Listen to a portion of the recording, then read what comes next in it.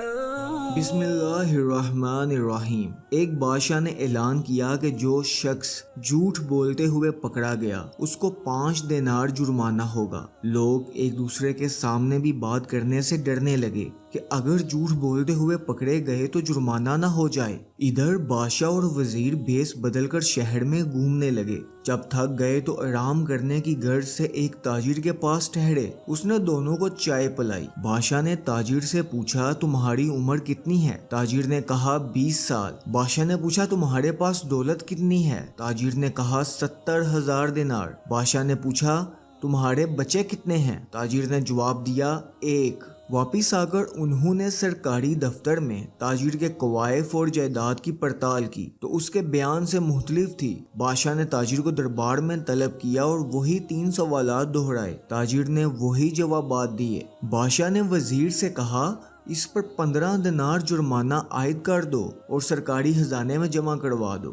کیونکہ اس نے 3 جھوٹ بولے ہیں۔ سرکاری کاغذات میں اس کی عمر 35 سال ہے، اس کے پاس 70,000 دینار سے زیادہ رقم ہے اور اس کے 5 لڑکے ہیں۔ ناظرین گرامی، اس پر تاجر نے کہا زندگی کے 20 سال ہی نیکی اور ایمانداری سے گزرے ہیں، اس کو میں اپنی عمر سمجھتا ہوں، اور زندگی میں 70,000 دینار میں نے ایک مسجد کی تعمیر میں خرچ کیے ہیں، اس کو میں اپنی دولت سمجھتا ہوں، اور 4 بچے نالائق اور بد اخلاق ہیں، ایک بچہ ہی اچھا ہے، اسی کو میں اپنا بچہ سمجھتا ہوں۔ دوستو، یہ سن کر بادشاہ نے جرمانے کا حکم واپس لے لیا اور تاجر سے کہا ہم تمہارے جواب سے خوش ہوئے ہیں۔ وقت وہی شمار کرنے کے لائق ہے جو نیک کاموں میں گزر جائے، دولت وہی قابل اعتبار ہے جو راہ خدا میں خرچ ہو، اور اولاد وہی ہے جس کی عادتیں نیک ہوں۔ اگر آپ کو ہماری سٹوری اچھی لگی ہے تو اس چینل کو سبسکرائب لازمی کیجئے تاکہ ہر آنے والی نئی اپڈیٹ آپ کو ملتی رہے۔ جزاک اللہ، اللہ حافظ، اللہ نگہبان۔